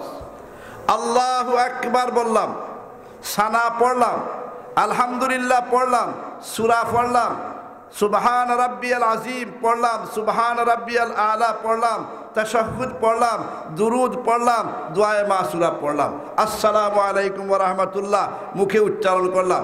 এগুলো পড়ার না করার? পড়ার। আর কিছু কাজ আছে করার মানে হাত উঠালাম, আবার আল্লাহু আকবার রুকুতে গেলাম, রুকু থেকে দাঁড়ালাম, সাজদায় গেলাম, সাজদা থেকে বসলাম, আবার সাজদায় গেলাম, আবার বসলাম, আবার দাঁড়ালাম, এভাবে কিছু কাজ করি। তাহলে নামাজের দুইটা জিনিস, একটা হলো করার আর একটা হলো পড়ার। করার কাজগুলো তো দেখা দেখি শেখা যায়, কি বলেন? দেখা দেখি শেখা যায় কিনা? একজন করতেছেন, তার দেখা দেখি আমি শিখি। আর দেখা দেখি শিখা এটা মানুষের স্বভাব, দেখা দেখি শিখাটা মানুষের স্বভাব, সব জন্মগত স্বভাব। একজনকে দেখে আরেকজনকে কাজ করা এটা মানুষের জন্মগত স্বভাব। শিশু বাচ্চা যখন জন্ম নেয় তখন তো হাঁটাও শিখে না, কথা বলাও তো জানে না, কিন্তু যখন দেখে তার সামনে একটা হাঁটতেছে তখন দেখে দেখে সেও হাঁটা শিখে কিনা? কথা বলতেছে, সেও কথা বলা শিখে। তাহলে দেখা দেখি কাজ করা এটা মানুষের স্বভাব। একজনকে দেখে আরেকজন চলা মানুষের স্বভাব। কথাটা বোঝাতে পারছি কিনা? কেজন্য বলছি একজনকে দেখে আরেকজন চলা এটা মানুষের স্বভাব, জন্মগত স্বভাব। এজন্যই দ্বীনি ব্যাপারও একজন আরেকজনকে দেখেই চলতে হয়। দ্বীনি ব্যাপারও একজন আরেকজনকে দেখেই চলতে হয়। একজন আমল করবে আরেকজনকে দেখে, আরেকজনকে কথা শুনে, আরেকজনের ব্যাখ্যা বিশ্লেষণ মতে দ্বীনি বিষয়ে চলতে হয়। আর এরই নাম হচ্ছে তাকলিদ করা। এটার নাম হচ্ছে কিরা? তাকলিদ করা। একজন ইমাম বলতেছেন এভাবে করো, এভাবে করো, তার দেখা দেখি যদি চলি তার নাম হয় কি তাকলিদ করা, অনুসরণ করা। আর অনুসরণ করা মানুষ স্বভাবজাত বিষয়। এজন্যই আমি বলি অনেক সময় তাকলিদ করা, একজন মুসলমান কোনো ইমামের তাকলিদ করা এটা তো মানুষের স্বভাবজাত কাজ থেকে মানুষকে বারণ করার কোনো সুযোগ তো নাই। দুনিয়ার কোনো মানুষ নাই যে মানুষ একজন আরেকজনকে দেখে চলে না, এমন কোনো মানুষ দুনিয়াতে নেই। একজন আরেকজনকে ফলো করে চলেই, একজন আরেকজনকে ফলো করে চলার নামই হচ্ছে তাকলিদ করা। আমরা ইমাম আবু হানিফা রহমতুল্লাহ আলাইহির তাকলিদ করি, মানে কি তাকে লক্ষ্য করে আমরা চলি। তিনি যেভাবে চলার কথা বলেছেন, তিনি চলে গেছেন, এইভাবে আমরা চলি। আর তিনি চলেছেন মুহাম্মদুর রাসূলুল্লাহ সাল্লাল্লাহু আলাইহি ওয়াসাল্লাম যেভাবে চলেছেন, যেভাবে বলেছেন, এইভাবে চলেছেন। আমরা একে অন্যকে ফলো করে চলা এটা মানুষের স্বভাব। এজন্যই তাকলিদ করা মানুষের একটা স্বভাব। সে যাই হোক, এটা ভিন্ন কথা, সেই দিকে অগ্রসর হওয়ার সুযোগ আমার হাতে নাই। বলতেছিলাম নামাজের কাজ হলো দুইটা, একটা করা, একটা পড়া। করার কাজগুলো তো দেখে দেখে শেখা যায়, যায় কি না? কিন্তু পড়ার কাজগুলো সবগুলো দেখে দেখে শেখা যায় না, এগুলো নিজে শিখতে হয়। কোরআন শিখতে হবে, দোয়া শিখতে হবে, তাসবিহ শিখতে হবে। এখানে যে বিষয়টা, নামাজে পড়ার কিছু বিষয় আছে, যে অনেকটা আছে ফরজ, অনেকটা আছে ওয়াজিব, অনেকটা আছে সুন্নত, অনেকটা আছে মুস্তাহাব। আল্লাহু আকবার বলা, নামাজের শুরুতে আল্লাহু আকবার বলা, এটা ফরজ। এটা হলো কি? ফরজ। এরপর আলহামদুলিল্লাহ পড়ি, সূরা পড়ি। কোরআন শরীফ পড়াও ফরজ। কোরআন শরীফ পড়ার কিছু না কিছু অংশ পড়া হলো ফরজ।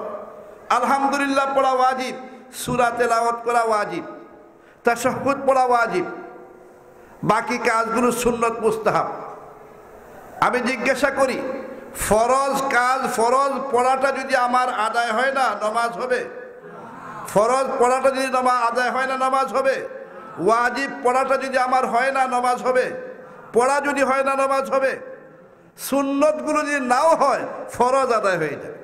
সুন্নত পড়া যেটা আছে, এটা আদায় না হলেও তো নামাজ আদায় হয়ে গেছে বলা যাবে, পরিপূর্ণ হবে না। কিন্তু ফরজ ওয়াজিবগুলো যদি আমার পড়া হয় না, নামাজ হবে মনে করেন? নামাজ হবে না। আমি বলে থাকি অনেক সময় আমরা নামাজ পড়ি, কিন্তু আমাদের পড়া হচ্ছে না, ওয়াজিব আদায় হচ্ছে না, ফরজ আদায় হচ্ছে না, ফলে নামাজই হচ্ছে না। কিভাবে? অত্যন্ত গুরুত্বপূর্ণ বিষয় খেয়াল করার। নামাজ যখন আমরা পড়ি, একটা হচ্ছে জোরের পড়া, একটা আস্তের পড়া, এটা তো আমরা বুঝি। একটা সিররি, একটি জাহরি, একটা আওয়াজ সহকারে, একটা বিনা আওয়াজে। আওয়াজ সহকারে পড়া কিসের নামে তো আমরা সবাই বুঝি। ইমাম সাহেব জোরে পড়তেছেন, আমরা মুসল্লিরা সবাই প্রায় শুনতেছি। আস্তে পড়া কাকে বলা হয়? যেটাকে পড়া বলা যায় কিসের নাম? এই ক্ষেত্রে আমরা অত্যন্ত উদাসীন, আমরা মুসল্লিরা উদাসীন, আমরা খেয়ালই করছি না। আমি পড়ছি অথচ পড়া হচ্ছে না, পড়ছি অথচ পড়া হচ্ছে না। পড়া যদি না হয়, নামাজ হবে মনে করেন? সূরা কেরাত পড়া হচ্ছে না, নামাজ হবে? তাশাহুদ পড়া হচ্ছে না, নামাজ হবে? তাকবীরে তাহমিলা পড়া হচ্ছে না, নামাজ হবে? অবশ্যই হবে না। পড়া কিসের নাম? পড়া কোন জিনিসটার নাম? আল্লাহু আকবার। এখানে আমরা সবাই উদাসীন।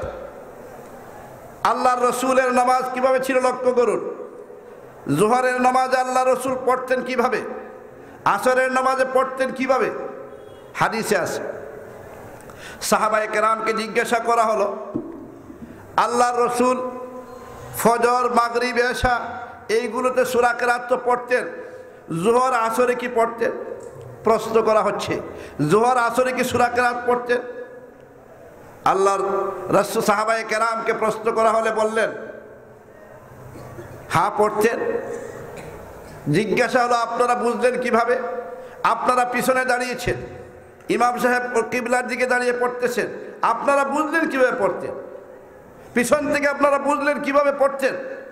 এর জবাবে বলছেন, বিলতিরাবে লিহিয়াতিহি, বিলতিরাবে লিহিয়াতিহি, রাসূলের দাড়ি নড়াচড়া করছিল, এজন্যই বুঝতে পারছি রাসূল পড়ছে। কথাটা বুঝাতে পারছি? বিলতিরাবে লিহিয়াতিহি, রাসূলের দাড়ি মুবারক নড়াচড়া করছে, তাহলে তো অবশ্যই পড়ছেন, না হলে দাড়ি মুবারক নড়াচড়া করার তো কোনো কারণ ছিল না।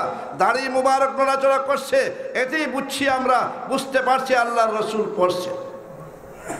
তাহলে কেমন পড়া ছিল? যেমন পড়ায় দাড়ি নড়াচড়া করছে এমন পড়া ছিল আল্লাহর রাসূলের। আমি জিজ্ঞাসা করি, একজন মুসলমান নামাজি দাঁড়ায়, মুসল্লি ঠুট মুখ বন্ধ করে যদি সারা নামাজ পড়ে, তার দাড়ি নড়াচড়া করবে? তার পড়া হয়েছে? অবশ্যই না, পড়া হয় নাই। ভালো করে মনে রাখবেন, ঠুট মুখ বন্ধ করে আপনি নামাজ পড়ছেন, আপনার নামাজ হচ্ছে না, আপনি নামাজ পড়েও বেনামাজি। নামাজ পড়েও আপনি বেনামাজি। কেন? আপনার নামাজ তো হয়নি। নামাজ তো পড়তে হবে, পড়ারগুলো পড়তে হবে। পড়া যদি হয় না, নামাজ হবে না। সূরা কেরাত আলহামদুলিল্লাহ আপনার পড়া হয় নাই, সূরা পড়া হয় নাই, তাশাহুদ পড়া হয় নাই, নামাজ হবে না। এজন্য ফুকাহায়ে কেরাম বলেছেন পড়া কিসের নাম।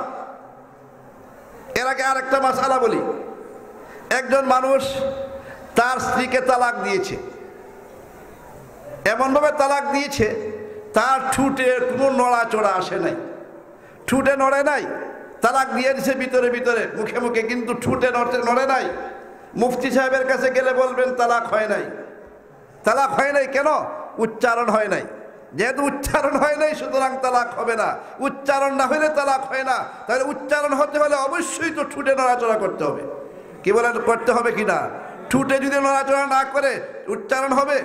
উচ্চারণ যদি হয় না পড়া হবে? অবশ্যই না, উচ্চারণ হতে হবে, তাহলে এটার নাম পড়া। ফুকাহায়ে কেরাম বলেন আস্তে পড়া কাকে বলা হয়? আস্তে পড়া হইল এমনভাবে পড়া, আপনি যখন উচ্চারণ করবেন উচ্চারণের আওয়াজটা আপনার কান পর্যন্ত পৌঁছে যদি, তাহলে বোঝা গেল পড়া হয়েছে।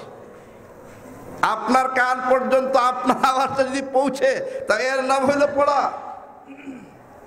এর চেয়ে আরেকটু হালকা কথা অবশ্য আছে। আপনার কানে যদি নাও পৌঁছে, আপনি যদি পড়েন, উচ্চারণ করেন, একজন মানুষ আপনার মুখে কান লাগায়, তাহলে তার কানে গিয়ে আওয়াজ পৌঁছে, এইভাবে যদি পড়া হয় এর নাম হবে পড়া। এর চেয়ে নিচে আর কোনো পড়া হতে পারে না। কি বলেন, ঠুট মুখ বন্ধ করে পড়লে নামাজ হবে? হবে? কথাটা বোঝাতে পারছি কিনা? আপনার মুসল্লিরা এমন মুসল্লি কি নাই যারা ঠুট মুখ বন্ধ করে নামাজ পড়ছে? অসংখ্য মুসল্লি আছেন, আপনি দেখবেন নামাজে, মসজিদে লক্ষ্য করে দেখবেন অনেক মুসল্লি এমন যারা নামাজ পড়ছেন ঠুটে একবারও নড়াচড়া আসে নাই। বিসমিল্লাহির রহমানির রহিম বললেও তো ঠুট নড়তে হবে, পড়তে হবে কিনা? এজন্য ফুকাহায়ে কেরাম বলেছেন সর্বনিম্ন স্তর হচ্ছে পড়া। প্রত্যেকটা অক্ষর তার জায়গায় থেকে, মাখরাজ থেকে, উচ্চারণের স্থল থেকে উচ্চারিত যদি হয় তাহলে এটাকে পড়া বলা যাবে, আর না হয় কি হবে না, পড়া বলা যাবে না। আর অক্ষরগুলো উচ্চারিত হতে হলে ঠোঁট, মুখ, জিহ্বা অবশ্যই নড়াচড়া করতে হবে, আর না হয় আরবি অক্ষরগুলো উচ্চারণ করেই তো কি হবে না, উচ্চারিতই হবে না। উচ্চারিত যদি না হয় নামাজও হবে না। কথাটা বোঝাতে পারছি কিনা? মাসআলাটা গুরুত্বপূর্ণ কিনা? সাধারণত আমরা এই সব মাসআলা আলোচনা আসে না, কিন্তু আমি দেখছি যে অনেক মুসল্লি আমরা নামাজ পড়ি, কিন্তু নামাজ আমাদের কি হয় না, পড়েও নামাজ হয় না। এজন্য নামাজের প্রসঙ্গ আসলো হিসাবেই আমি বিষয়টার গুরুত্বের দিকে লক্ষ্য করে আপনাদের সামনে মাসআলাটা আলোচনা করলাম। আশা করি আমরা আজ থেকে খেয়াল করব আমরা নামাজে পড়ি কিনা, আমরা খেয়াল করে যেন পড়ি, সবগুলো অক্ষর যেন উচ্চারণ করে আমি পড়ি, তাহলেই আমার নামাজ হবে। আর না হয় কি হবে, নামাজ হবে না। আল্লাহর রসুলের পড়ার কি অবস্থা ছিল? দাড়ি নড়াচড়া করছে, বিজতেরাবে লিহিয়াতিহি, পিছন থেকে দাড়ি নড়াচড়া করছে। আল্লাহর রসুলের দাড়ি ছিল কিনা? কি বলেন, ছিল কিনা? পিছন থেকে নড়াচড়া করছে। দাড়ি কেমন দাড়ি ছিল? খসখসা দাড়ি ছিল না লম্বা দাড়ি ছিল? লম্বা দাড়ি ছিল। আল্লাহর রসুলের দাড়ি লম্বা ছিল।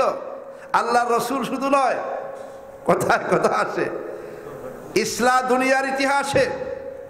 দুনিয়ার ইতিহাসে আমি যতটুকু বুঝতে পেরেছি, কিতাব থেকে যতটুকু আন্দাজ পেয়েছি, দুনিয়ার ইতিহাসে দাড়ি রাখা পুরুষের যে একটা অভ্যাস, স্বভাবজাত অভ্যাস ছিল, দুনিয়ার ইতিহাসে কোনো পুরুষ দাড়ি কোনোদিন কামায়নি।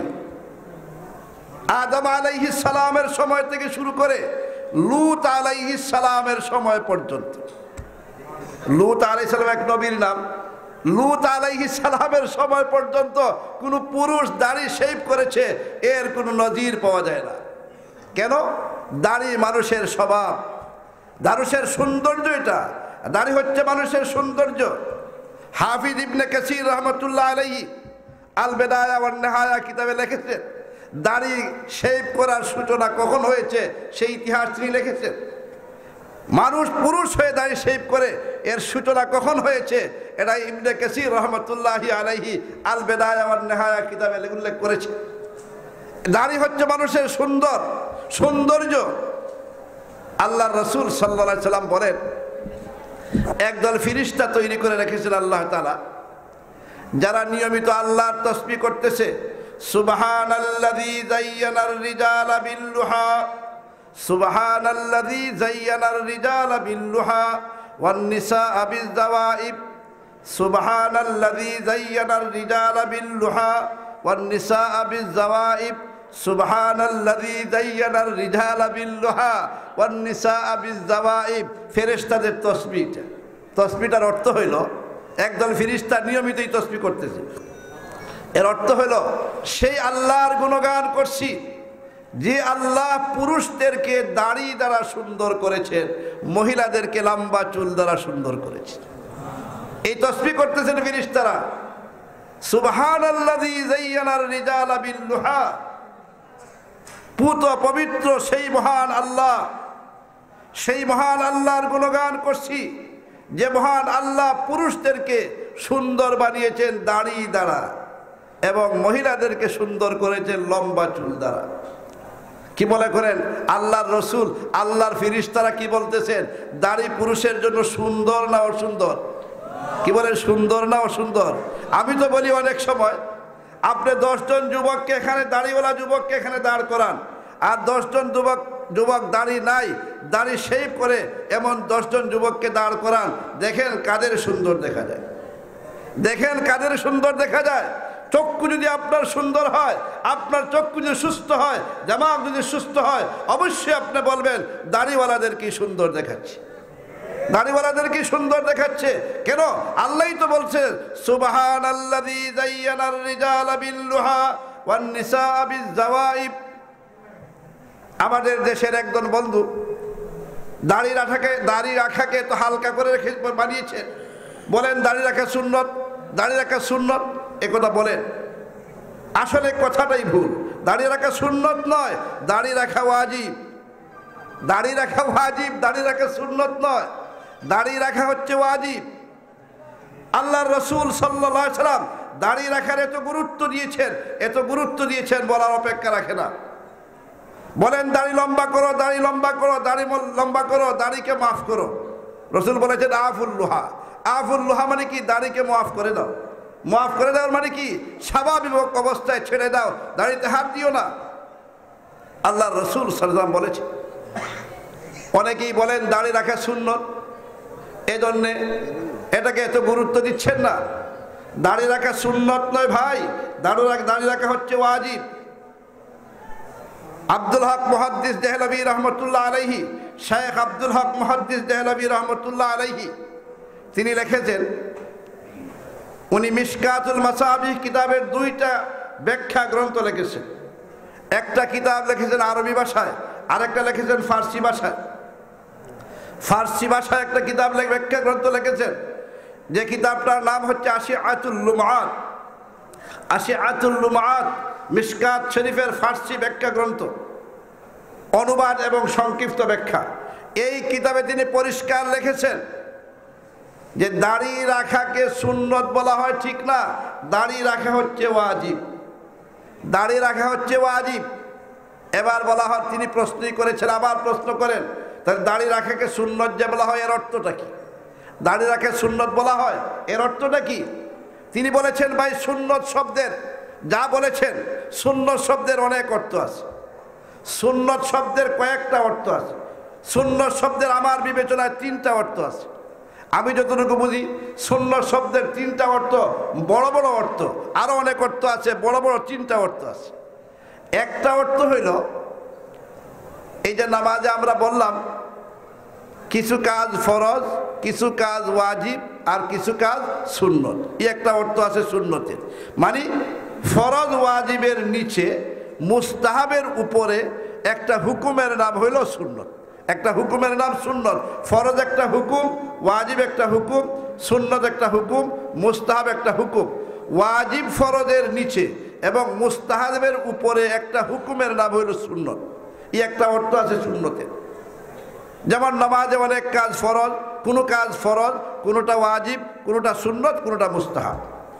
আরেকটা অর্থ আছে সুন্নতের, যে সুন্নতের অর্থ ফরজ ওয়াজিবের নিচে আমল, এটা নয়, বরং সুন্নতের অর্থ কোরআন সুন্নত। কোরআনের লোকে বলি আমরা কোরআন সুন্নাহ, কোরআন সুন্নাহ বলি কি না? কোরআন সুন্নাহর অর্থ এখানে এই অর্থে নয়, সুন্নত যে অর্থ বুঝেছি এই অর্থে নয়। কোরআনে কারীমের ব্যাখ্যা আল্লাহর রাসূল সাল্লাল্লাহু আলাইহি ওয়াসাল্লাম 23 বছরের জিন্দেগিতে যে ব্যাখ্যা দিয়েছেন, এই ব্যাখ্যাটার নাম হলো কি? সুন্নত। এই ব্যাখ্যাটার নাম সুন্নত, যার সহজ অর্থ করা যেতে পারে হাদিস। কোরআন সুন্নাহ মানে কি? কোরআন এবং হাদিস। আরো একটা অর্থ আছে সুন্নতের। আর একটা অর্থ হইল আল্লাহর রাসূল সাল্লাল্লাহু আলাইহি ওয়াসাল্লাম তার জীবনে যা করে গেছেন, এই সমূহ কাজের নাম সুন্নত, অর্থাৎ তরিকার নাম সুন্নত। রাসূলের যে তরিকাটা, এই তরিকাটার নামই হচ্ছে সুন্নত। তরিকার নাম সুন্নত।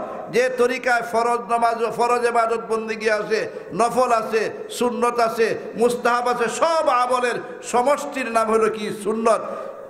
তাহলে সুন্নতের কয়টা অর্থ হইল? 3টে। যেমন একটা হাদিসে আছে, যে হাদিসটা আমাদের অনেকেরই মুখে মুখে আছে, অনেকেই হাদিসটা আমরা মুখে মুখে উচ্চারণ করি, মান তামাসসাকা বিসুন্নতি ইনদা ফাসাদে উম্মতি ফালাহু আজরু মিয়াতে শহীদ। এই হাদিসটা আমরা শুনেছি কি কোনোদিন? শুনেছেন আপনারা? মান তামাসসাকা বিসুন্নতি ইনদা ফাসাদে উম্মতি ফালাহু আজরু মিয়াতে শহীদ। এই একটা হাদিস আমরা শুনি। এই হাদিসটা মুহাদ্দিসিনের দৃষ্টিতে সনদের দিক দিয়ে অত্যন্ত দুর্বল। এর চেয়ে একটু সবল হাদিস আছে, একটু সবল, এটা দুর্বল, সবল। আল মুতামাসসিকু বিসুন্নতি ইনদা ফাসাদে উম্মতি ফালাহু আজরু শহীদ। এক হাদিসে বলা হয়েছে 100 শহীদ, আর একটা হাদিসে বলা হচ্ছে 1 শহীদ। অর্থাৎ যে ব্যক্তি আমার সুন্নতকে শক্ত করে আঁকড়ে ধরবে, ফিতনা ফাসাদের যুগে 100 শহীদের সওয়াব পাবে, বা একজন শহীদের সওয়াব পাবে। এই হাদিসটায় সুন্নতের অর্থটা কি? এই হাদিসটায় আমরা 2টা ভুল করি। এই হাদিসের ব্যাখ্যা করতে গিয়ে আমরা 2টা ভুল সাধারণত করি। একটা ভুল করি, যেখানে সুন্নত বলতে আমরা বুঝি ফরজ ওয়াজিবের নিচে মুস্তাহাবের উপরে আমল বুঝি, অথচ হাদিসে এই কথা বলা হয় নাই, হাদিসে এই সুন্নত বোঝানো হয় নাই।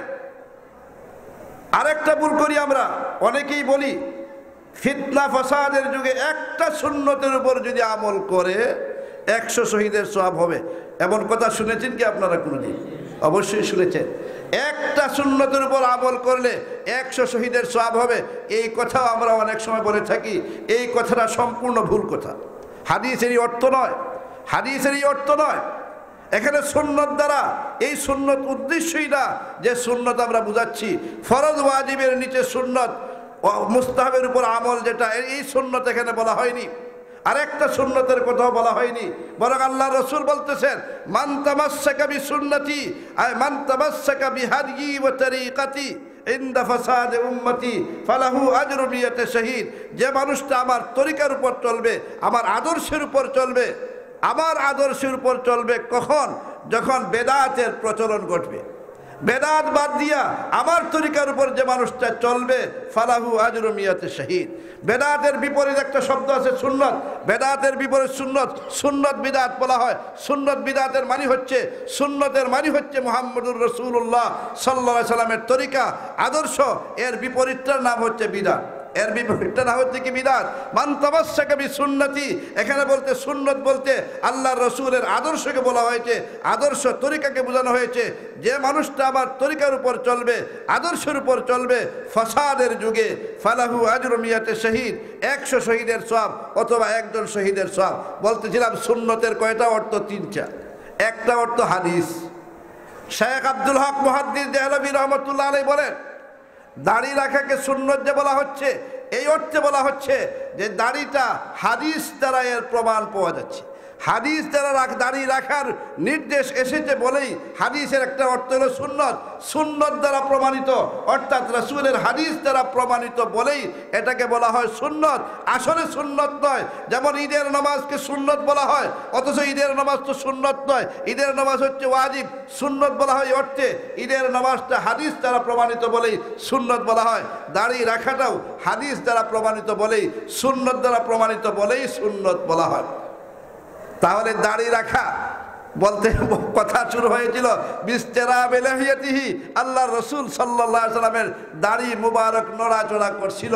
কি মনে করেন দাড়িগুলো খাটো ছিল, খসখসা দাড়ি ছিল?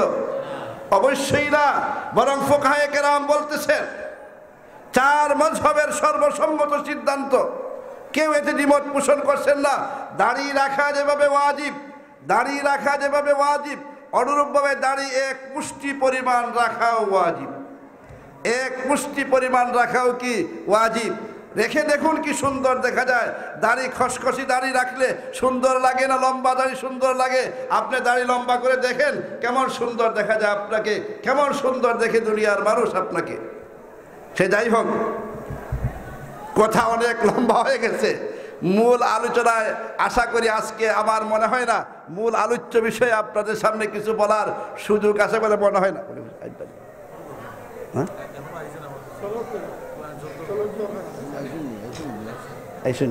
তাই আইতে নিয়ে বল আপনি হোক আর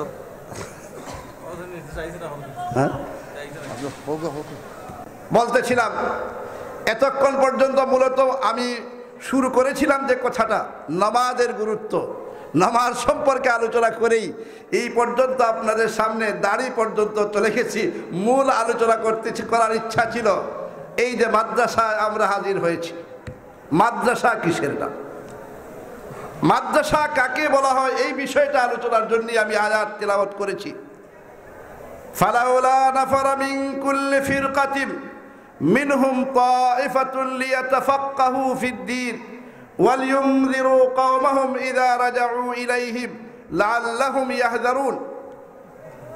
মাদ্রাসা কাকে বলা হয়? কোরআনে কারীমের এই যে আয়াতটি তেলাওয়াত করেছি, একটা এই আয়াতে মাদ্রাসা কিসের নাম তার আলোচনা করা হয়েছে। এজন্যই আমি আয়াত তেলাওয়াত করেছি মাদ্রাসা কিসের নাম। মাদ্রাসা শব্দটা আমাদের ভারতের পরিভাষায় বিশেষ একটা অর্থে ব্যবহার হয়, কিন্তু আরব দেশে মাদ্রাসা শব্দটা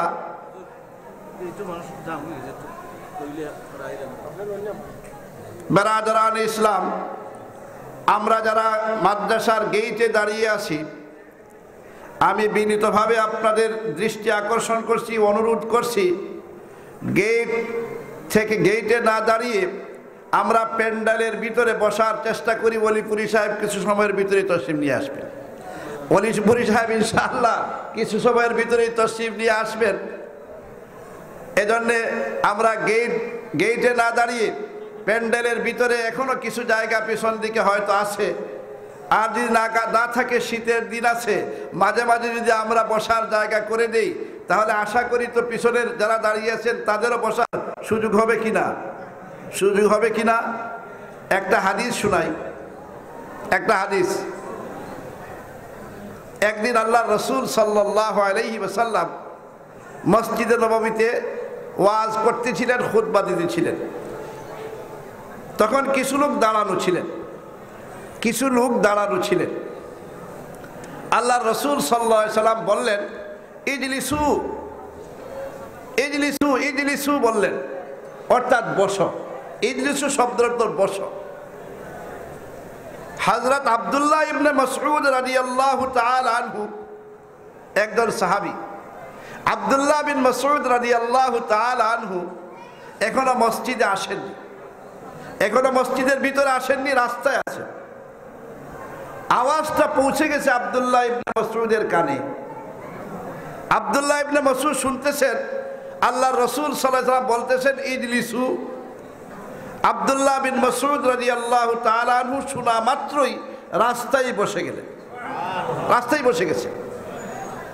আল্লাহর রাসূল তাকে পরে জিজ্ঞাসা করলেন, আব্দুল্লাহ ইবনে মাসউদ আমি তো তোমাকে বসার জন্য বলি নাই, আমি তো যারা মসজিদে মজলিসের পার্শ্বে, আমি মসজিদে যারা দাঁড়ানো ছিল তাদেরকে বলেছিলাম বসো, তুমি কেন বসে পড়লে?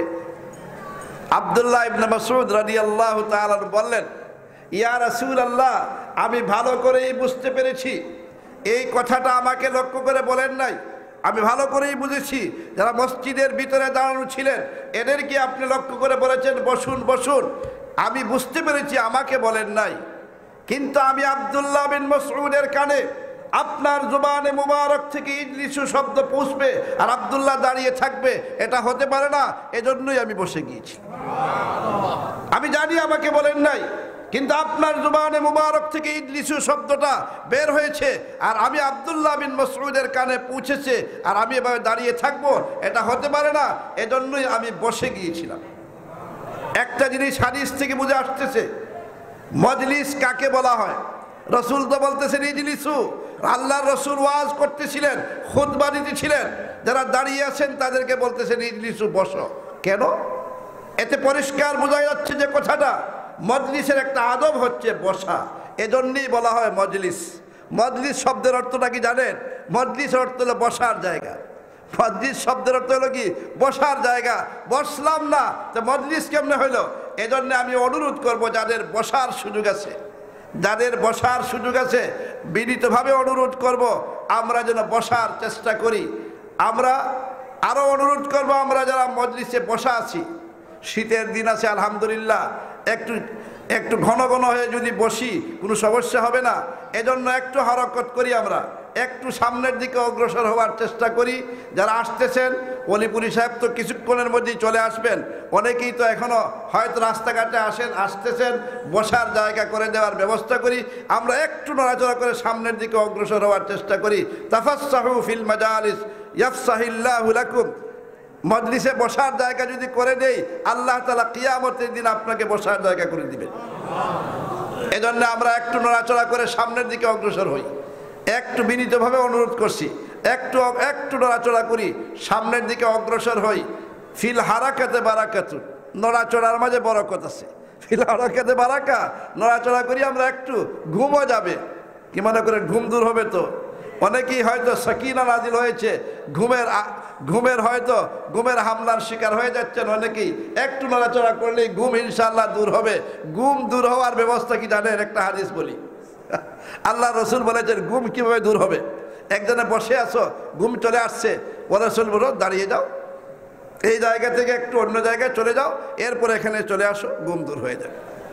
আর আল্লাহ রসুল বলতেছেন, রসুলের শিক্ষা এটা স্বাভাবিকতা। রসুল বলতেছেন তোমার ঘুম চলে এসেছে, তুমি জায়গা থেকে দাঁড়াও, দাঁড়িয়ে একটু অন্য জায়গায় যাও, এরপরে আবার এই জায়গায় আসো, তোমার ঘুম কি হয়ে যাবে? দূর হয়ে যাবে। আল্লাহ রসুল সাল্লাল্লাহু আলাইহি ওয়াসাল্লাম এমন কিছু রাখেন নাই যার শিক্ষা দিয়ে যান নাই। কি বলেন? এমন কিছু আছে যেটা রসুল শিক্ষা দেন নাই? ঘুম কিভাবে দূর করবেন? বসা আছেন, ঘুম দূর করবেন কিভাবে? এটা আল্লাহ রসুল সাল্লাল্লাহু আলাইহি ওয়াসাল্লাম বলে দিয়েছেন। আল্লাহু আকবার। আল্লাহ রসুল এমন কিছু রাখেন নাই যে কথাটা বলেন নাই। আপনার আমলের জন্যে, আপনার আমার সংশোধনের জন্যে, দুনিয়ার জীবনে চলার জন্যে এমন কোনো আমল নাই, এমন কোনো অবস্থা নাই যে অবস্থার শিক্ষা মুহাম্মদুর রাসূলুল্লাহ সাল্লাল্লাহু আলাইহি ওয়াসাল্লাম দান করেননি। সে যাই হোক, আলহামদুলিল্লাহ সুমা আলহামদুলিল্লাহ, আমরা আল্লাহর শুকর, মজলিসের আদব রক্ষা করে, মজলিসের সৌন্দর্যের লক্ষ্য করে আমরা বসার চেষ্টা করেছি। আল্লাহ তাআলা আমাদের বসাকে কবুল মঞ্জুর করুক, সবাই বলি আমিন। বলতেছিলাম মাদ্রাসা কাকে বলা হয়। মাদ্রাসা শব্দটা আরব দেশে মাদ্রাসা একটা অর্থে ব্যবহৃত হয়। আরব দেশে যারা গেছেন তারা অবশ্যই জানেন মাদ্রাসা কিসের নাম। যে কোনো প্রতিষ্ঠানের নাম মাদ্রাসা, শিক্ষা প্রতিষ্ঠানের নাম মাদ্রাসা। মাদ্রাসা শব্দের অর্থ হচ্ছে পাঠাগার, পাঠশালা, যেখানে পড়ানো হয় এটাকেই বলা হয় মাদ্রাসা। কিন্তু আমাদের ভারতবর্ষে মাদ্রাসা যখন বলি, যে কোনো পাঠশালাকে মাদ্রাসা বলা হয় না, ধর্মীয় শিক্ষা পাঠশালাকে বলা হয়। ধর্মীয় শিক্ষা প্রতিষ্ঠানকেই আমাদের বাংলাদেশে, পাকিস্তান, হিন্দুস্তান মাদ্রাসা বলা হয়। আরব দেশে মাদ্রাসা কিন্তু প্রাইমারি স্কুলকেও মাদ্রাসা বলা হয়। যে কোনো প্রতিষ্ঠানের নাম মাদ্রাসা, যেহেতু শাব্দিক অর্থ হচ্ছে পাঠশালা। কিন্তু আমাদের ভারতে মাদ্রাসা যখনই বলি আমরা, মাদ্রাসা যে কোনো প্রতিষ্ঠানকে আমরা মাদ্রাসা বলি না। বাংলাদেশে জাগতিক শিক্ষা প্রতিষ্ঠান যেগুলো রয়েছে সেইগুলোকে আমরা মাদ্রাসা বলি না, স্কুল বলি, পাঠশালা বলি, পাঠাগার বলি, পাঠশালা বলি, আরও অনেক কিছু বলি, স্কুল বলি, কিন্তু মাদ্রাসা বলি শুধু ধর্মীয় শিক্ষা প্রতিষ্ঠানকে। কথাটা ঠিক না বেঠিক? এবার মাদ্রাসা কাকে বলা হয় বিস্তারিত আলোচনা করতে যাব না, আপনাদের বিরক্তি লাগবে। বলি পুলিশ সাহেব অপেক্ষা করবেন, হয়তো অনেক দূরে যাবেন, আমার খাতিরই হয়তো তিনি কিছু বলতেছেন না, না হয় তিনি এত সময় অপেক্ষা করার কথা নয়, হয়তো আমার দিকে লক্ষ্য করেই তিনি অপেক্ষা করতেছেন, এই জন্য আমি আর আলোচনা লম্বা করব না। মাদ্রাসা কিসের নাম? মাদ্রাসা দুইটা জিনিসের সমষ্টির নাম। লক্ষ্য করবেন, সংক্ষেপে বলছি, দুইটা জিনিস যেখানে পাওয়া যাবে এর নাম মাদ্রাসা। দুইটা জিনিস, অর্থাৎ যে শিক্ষা প্রতিষ্ঠানে দুইটা জিনিসের সমন্বয় থাকবে এইটার নাম হবে মাদ্রাসা। কোরআনের ভাষায় বলা হয়েছে লিয়াতাফাক্কাহু, কোরআনের ভাষায় মাদ্রাসার সিলেবাস, মাদ্রাসার পাঠ্যক্রম, মাদ্রাসার পাঠ্যসূচি কোরআনের ভাষায় লিয়াতাফাক্কাহু। কোরআনের ভাষা হলো লিয়াতাফাক্কাহু। একটা শব্দ কোরআনে বলা হয়েছে যে একটা প্রতিষ্ঠানের, দ্বীনি শিক্ষা প্রতিষ্ঠানের সিলেবাস কি হবে, দ্বীনি শিক্ষা প্রতিষ্ঠানের পাঠ্যক্রম কি হবে, পাঠ্যসূচি কি হবে। এক শব্দ শুধু বলা হয়েছে লিয়াতাফাক্কাহু ফিদ্দীন, তাফাক্কুহ ফিদ্দীন বলা হয়েছে। অর্থাৎ দ্বীনি শিক্ষা প্রতিষ্ঠান বা মাদ্রাসার সিলেবাস হচ্ছে তাফাক্কুহ ফিদ্দীন। যেখানে তাফাক্কুহ ফিদ্দীন পাওয়া যাবে এইটার নাম হবে মাদ্রাসা। আর যদি তাফাক্কুহ ফিদ্দীন পাওয়া যায় না এর নাম কি হবে না? মাদ্রাসা হবে না, দ্বীনি শিক্ষা প্রতিষ্ঠান হবে না। তাফাক্কুহ ফিদ্দীনের মর্ম কি? তাফাক্কুহ ফিদ্দীনের মর্ম হলো দুইটা জিনিসের নাম। দুইটা জিনিস যখন একসাথে পাওয়া যাবে বলা যাবে তাফাক্কুহ ফিদ্দীন এখানে পাওয়া গেছে। একটা জিনিসের নাম তালিম, আরেকটা জিনিসের নাম তরবিয়ত। আরো সহজ কথায় বলতে গেলে একটার নাম ইলম আর একটার নাম আমল, একটার নাম শিক্ষা আর একটার নাম দীক্ষা। অর্থাৎ যে প্রতিষ্ঠানে কোরআন, সুন্নাহ এবং আনুষঙ্গিক শিক্ষার পাশাপাশি শিক্ষার্থীদেরকে সেই মোতাবিক আমলের প্রশিক্ষণ দেওয়া হয় সেই প্রতিষ্ঠানটার নাম হবে দ্বীনি শিক্ষা প্রতিষ্ঠান। যদি কোরআন হাদিস শুধু পড়ানো হয় কিন্তু আমলের কোনো গুরুত্ব থাকে না, আমলের কোনো প্রশিক্ষণ দেয়া হয় না, ছাত্রদেরকে তরবিয়তের কোনো খেয়াল করা হয় না, এটাকে যতই কোরআন হাদিস পড়ানো হোক কোরআনের ভাষায় দ্বীনি শিক্ষা প্রতিষ্ঠান হবে না। কোরআনের ভাষায় দ্বীনি শিক্ষা প্রতিষ্ঠান হতে হলে সেই দারুল উলুম দেওবন্দের আদর্শে আদর্শবাদ, সেই প্রতিষ্ঠানগুলোকে কোরআনের ভাষায় আমি মনে করি দ্বীনি শিক্ষা প্রতিষ্ঠান বলা যায়।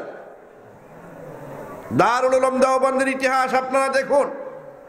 দারুল উলুম দেওবন্দ সূচনা লগ্ন থেকেই, যেদিন থেকে দারুল উলুম দেওবন্দ প্রতিষ্ঠা লাভ করেছে সেই দিন থেকেই দারুল উলুম দেওবন্দের সিলেবাস দুইটা ছিল, একটা ছিল তালিম আর একটা তরবিয়ত। শিক্ষার্থী যারা গিয়েছেন এখানে শুধু কোরআন হাদিস পড়েছেন তা না, বরং কোরআন হাদিস মোতাবেক আমলও করে, আমল গঠন করে বের হয়ে এসেছে। যে প্রতিষ্ঠানে দুইটা জিনিস পাওয়া যাবে, তালিম পাওয়া যাবে, তরবিয়ত পাওয়া যাবে, এই শিক্ষা প্রতিষ্ঠানের নাম হচ্ছে দ্বীনি শিক্ষা প্রতিষ্ঠান।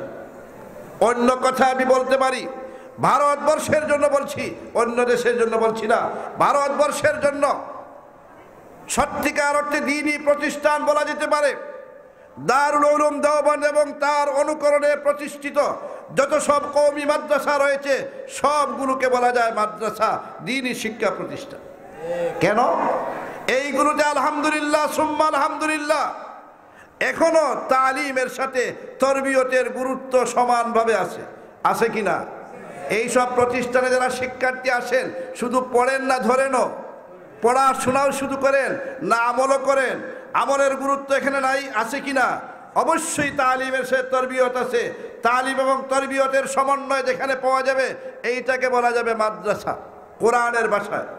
এমন যদি হয় কোরআন হাদিস পড়ানো হচ্ছে কিন্তু আমলের কোনো গুরুত্বই এখানে নাই, আমলের কোনো প্রশিক্ষণ নাই, এটাকে পরিপূর্ণ দ্বীনি প্রতিষ্ঠান কোরআনের ভাষায় বলা যাবে না। কোরআনের ভাষায় বলতে হবে তাফাক্কুহ যেখানে পাওয়া যায় এর নাম দ্বীনি শিক্ষা প্রতিষ্ঠান, আর তাফাক্কুহ হচ্ছে দুইটা জিনিসের সমষ্টির নাম।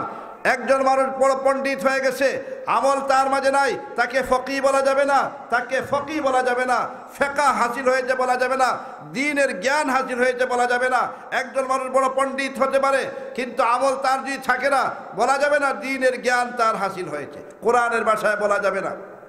কোরআনের ভাষায় দ্বীনের জ্ঞান হাসিল হয়েছে বলা যাবে এমন মানুষটাকে যে মানুষটার কোরআন হাদিসের জ্ঞানের পাশাপাশি সেই মোতাবেক আমল আছে, তাকে বলা যাবে দ্বীনের সমাজ তার হাসিল হয়েছে, দ্বীনি জ্ঞান তার অর্জিত হয়েছে।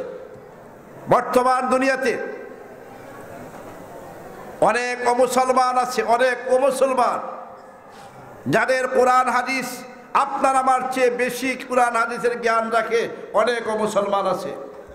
শুনলে অবাক হতে হয়, শুনলে অবাক হতে হয়। হাদিসের 12-13টি কিতাবকে সামনে নিয়া 12-13টি কিতাবকে সামনে নিয়া একটা তালিকা বই তৈরি করা হয়েছে, ফিরিস্তির বই। ফিরিস্তির বই মানে হলো যেমন মনে করুন ইন্নামাল আমাল বিন্নিয়াত হাদিসটি কোন কোন কিতাবে আছে, কত নম্বর পৃষ্ঠায় আছে, কোন অধ্যায়ে আছে, কোন অনুচ্ছেদে আছে, এইভাবে একটা তালিকা বই তৈরি করেছেন। বিরাট বিরাট 60টা ভলিউম। এই তালিকা বই যারা তৈরি করেছেন একজনও মুসলমান না, একজনও মুসলমান না। ও মুসলমানরা মিলে একদল মিলে এই বইটা তৈরি করেছে, আল মুজামাল মুফাহরিস লি আলফাজিল হাদিসিন নববী শরীফ। তাহলে এরা কোরআন হাদিসের জ্ঞান আপনার আমার চেয়ে কম না বেশি? এই 12টা হাদিসের কিতাবকে সামনে নিয়ে একটা তালিকা বই তৈরি করতে পেরেছে যারা, এরা কি কোরআন হাদিসের জ্ঞান আমার চেয়ে কম রাখে? অবশ্যই তো বেশি রাখে। কিন্তু এরপরেও এরা তো আলিম বলা যাবে না, দ্বীনের সমাজ এসে বলা যাবে না। কোরআন হাদিসের জ্ঞান আসলেই আলিম হয়ে যাওয়া যায় না। সেই মোতাবেক আমল যদি পাওয়া যায় তাহলে কি বলা যায়? ফকিহ বলা যায়, দ্বীনের সমাজ এসেছে বলা যায়। এই হিসাবে আমি বলতেছিলাম দ্বীনি শিক্ষা প্রতিষ্ঠানের 2টা সিলেবাস থাকা চাই। একটা হচ্ছে শিক্ষা আর একটা দীক্ষা, একটা তালিম এবং তরবিয়ত। আলহামদুলিল্লাহ সুম্মা আলহামদুলিল্লাহ, দারুল উলুম দেওবন্দের অনুকরণে যত সব প্রতিষ্ঠান সারা দুনিয়াতে আছে সবগুলোতে এই 2টা বিষয় আছে কিনা? আছে কিনা? তাহলে এই আপনাদের এই মাদ্রাসা জামিয়া ইসলামিয়া আরবিয়া দিনারপুর মাদ্রাসা, এটাকে সত্যিকার মাদ্রাসা বলা যায় কিনা? কি বলা যায়? নবীর ঘর। এটা নবীর ঘর, নবীর ঘর কিনা? আল্লাহর রাসূল সাল্লাল্লাহু আলাইহি ওয়াসাল্লাম, আপনারা হয়তো অনেক দিন শুনেছেন, আল্লাহর রাসূল সাল্লাল্লাহু আলাইহি ওয়াসাল্লাম দারুল উলুম দেওবন্দকে অনুমোদন দিয়েছেন, সমর্থন দিয়েছেন। সেই হিসাবে দারুল উলুম দেওবন্দের একটি সন্তান হচ্ছে জামিয়া ইসলামিয়া আরবিয়া দিনারপুর। এই হিসাবে এই মাদ্রাসাটাকেও কে সমর্থন দিয়েছেন? আমি মনে করি মুহাম্মদুর রাসূলুল্লাহ সাল্লাল্লাহু আলাইহি ওয়াসাল্লাম সমর্থন দিয়েছেন। এমন একটা প্রতিষ্ঠানের জলসায় আজকে আমরা অংশগ্রহণ করার সুযোগ পেয়েছি। এজন্য মহান রব্বুল আলামিনের দরবারে শুকরিয়া আদায় করি। সবাই বলি আলহামদুলিল্লাহ। আমি আর আলোচনা লম্বা করতে যাব না। ওলিপুরি সাহেব তো এসেই গেছেন, উনি আপনাদের সামনে আলোচনা করবেন। আমি আসলে অনেক সময় তাকে অপেক্ষারত রেখে দিয়েছি, এজন্য আমি দুঃখিত। ওয়া আখিরু দাওয়ানা আনিল হামদুলিল্লাহি রাব্বিল আলামিন।